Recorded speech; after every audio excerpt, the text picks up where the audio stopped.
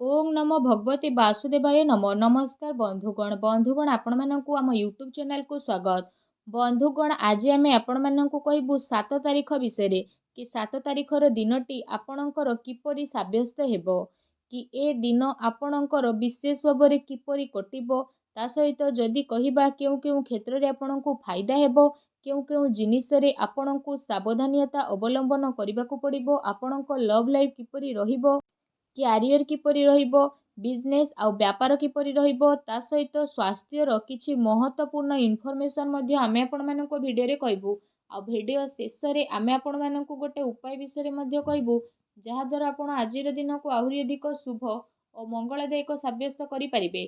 आगो को वीडियो आरंभ करबा पूर्वरु आपन को हमर रिक्वेस्ट जदि आपण हम चैनल रे नुआ करी आछंती तो चैनल को सब्सक्राइब करंतु सांगरे नोटिफिकेशन बेल को मध्ये ऑन करंतु जहा द्वारा समय समय रे सह हमर वीडियो रो नोटिफिकेशन आपन को मिली जिवो।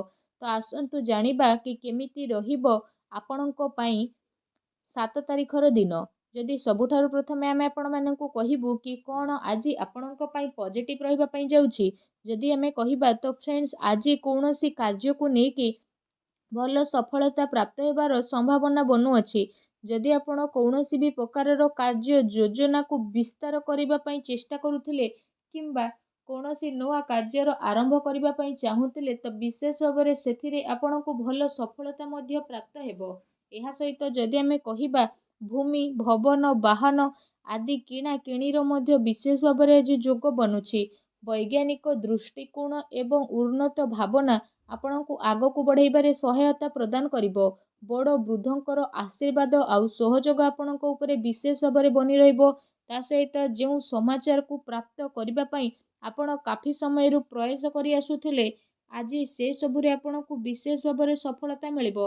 केवल निजर कार्य को योजनाबद्ध रूप रे करबा पई ट्राई करंतु। चाकरी पई दिया जाइथिबा प्रतियोगी परीक्षार परिणाम मध्ये आपणको सपक्ष रे जिवो। ता सहित आपण निजर लक्ष्य प्रति पूर्ण रूप रे एकाग्रचित्त रहिबे आपणको सफलता अवश्य ही प्राप्त हेबो। ज्ञानवर्धक पुस्तक को पढ़िबारे आपण आपणकर टाइम स्पेंड करिवे। ता सहित कौनसी आध्यात्मिक और प्रतिष्ठित व्यक्तिर आशीर्वाद मध्ये आपणको मार्गदर्शन प्रदान करिवो। सामाजिक राजनीतिक गतिविधि रे आपण दूरता बनेकी रखंतु। एथिरे समय व्यर्थ हेबा परिवर्ते आउ किछि आपणको विशेष भाव रे प्राप्त हेबो नाही। दिल अपेक्षा आपण दिमाग रो निर्णय नेबा पई ट्राई करंतु।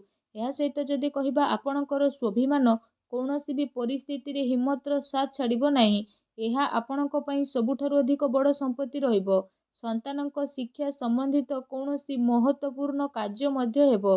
शिक्षा संस्थान रे जदि कहिबा आपणकर ध्यान रहिबो अनुभवी तथा जिम्मेदारी लोकंकर मार्गदर्शन आपणको आहुरी अधिक मजबूतता बनै देबो जहा पई आपणको उचित परिणाम मध्य हासिल हेबो आ आपणको मन बहुत ही प्रसन्न रहिबो।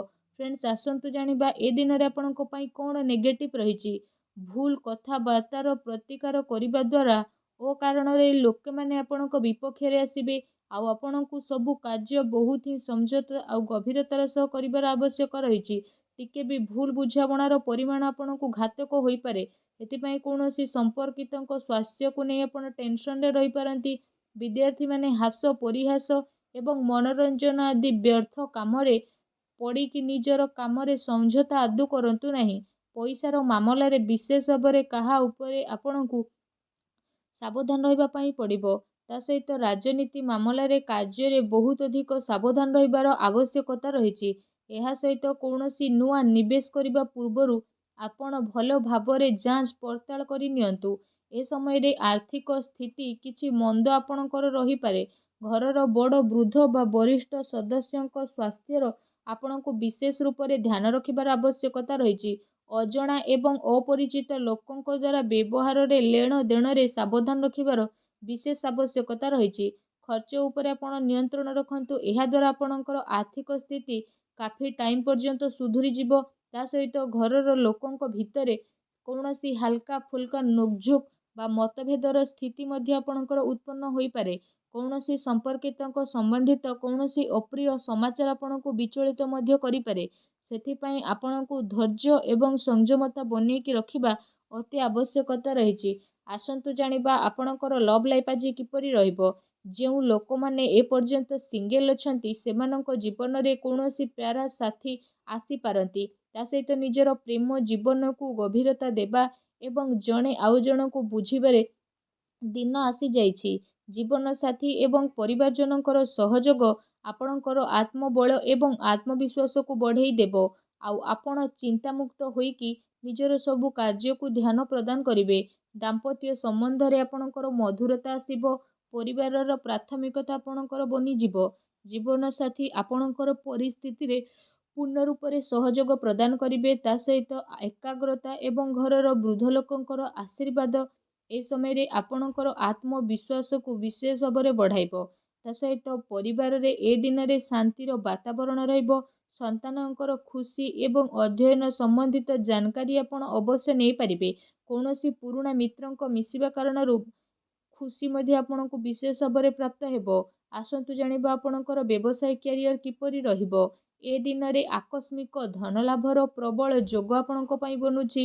ପ୍ରତିସ୍ପର୍ଦ୍ଧା ଉପରେ ଆପଣ ବିଜୟତା ପ୍ରାପ୍ତ କରିବେ।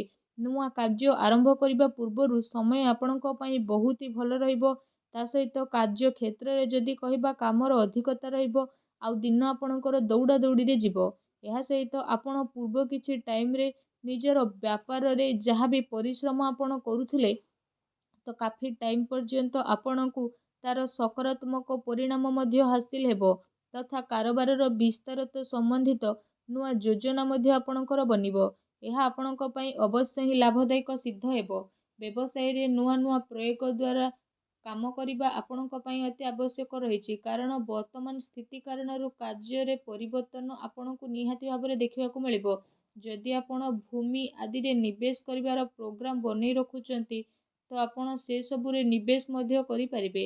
ଏ ଟାଇମ୍ ଆପଣଙ୍କର କାଫି ଅନୁକୂଳ ଭରା ରହିବ, ଯାହା ଆଗକୁ ଯାଇ ଆପଣଙ୍କୁ ବହୁତ ହି ଲାଭଦାୟକ ସିଦ୍ଧ ହେବ। ଫ୍ରେଣ୍ଡସ୍, ଆସନ୍ତୁ ଜାଣିବା ଏ ଦିନରେ ଆପଣଙ୍କର ସ୍ୱାସ୍ଥ୍ୟ କିପରି ରହିବ।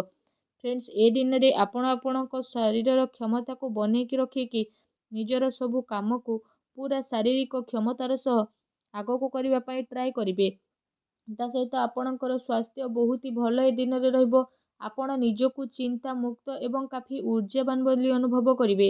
ତା ସହିତ ଆପଣ ଆପଣଙ୍କ ସ୍ୱାସ୍ଥ୍ୟକୁ ଆହୁରି ଅଧିକ ଭଲ ରଖିବା ପାଇଁ ଆପଣ ପ୍ରତ୍ୟେକ ଦିନ ଯୋଗ କରନ୍ତୁ, ବ୍ୟାୟାମ କରନ୍ତୁ ଏବଂ ସୁସ୍ଥ ରୁହନ୍ତୁ। ଏବେ ଆସନ୍ତୁ ଜାଣିବା କି ଆଜି ଆପଣଙ୍କ ପାଇଁ କ'ଣ ବିଶେଷ ଉପାୟ ରହିଛି। ଆଜି ଆପଣ ବିଶେଷ ଭାବରେ ଯଦି ଆମେ ଆପଣମାନଙ୍କୁ ଉପାୟ ବିଷୟରେ କହିବୁ ତ ଉପାୟ ସ୍ୱରୂପ ଆଜି ଆପଣ କଳା କୁକୁରକୁ ରୁଟି ଖାଇବାକୁ ଦିଅନ୍ତୁ। ତା ସହିତ ଘରର ଇଶାଣ କୋଣରେ ଘିଅ ଦୀପ ଏବଂ ତେଲ ଦୀପଟିଏ ପ୍ରଜ୍ୱଳନ କରନ୍ତୁ। ଏହାଦ୍ୱାରା ସବୁ ନକାରାତ୍ମକ ଶକ୍ତିର ବିନାଶ ହେବ ଆଉ ଶୁଭ ଫଳ ଆପଣଙ୍କୁ ପ୍ରାପ୍ତି ହେବ। ଆଜିର ଭିଡ଼ିଓଟି ଆପଣଙ୍କୁ କେମିତି ଲାଗିଲା ଆମକୁ କମେଣ୍ଟ କରିକି ଜଣାନ୍ତୁ। ଚ୍ୟାନେଲରେ ନୂଆ ଆସିଥିଲେ ଚ୍ୟାନେଲକୁ ସବସ୍କ୍ରାଇବ୍ ମଧ୍ୟ କରନ୍ତୁ। ଧନ୍ୟବାଦ।